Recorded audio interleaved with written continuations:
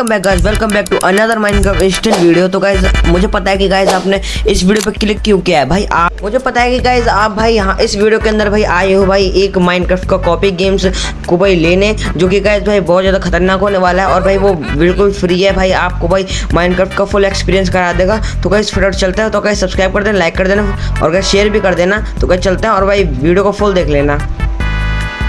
Okay तो guys जो हमारा गेम का साइज होने वाला है वो थोड़ा ज़्यादा है, 670 MB का है भाई, ये कुछ ज़्यादा ही नहीं है। तो गाइस हम अपने माइनक्राफ्ट के अंदर आ चुके हैं भाई, जो कि गाइस मैं आपको दिखाना चाहता था भाई। देखो ये है गाइस हमारा माइनक्राफ्ट का कुछ इंटरफेस, बोले तो ये गाइस लॉबी है गाइस उस अपने माइनक्राफ्ट की।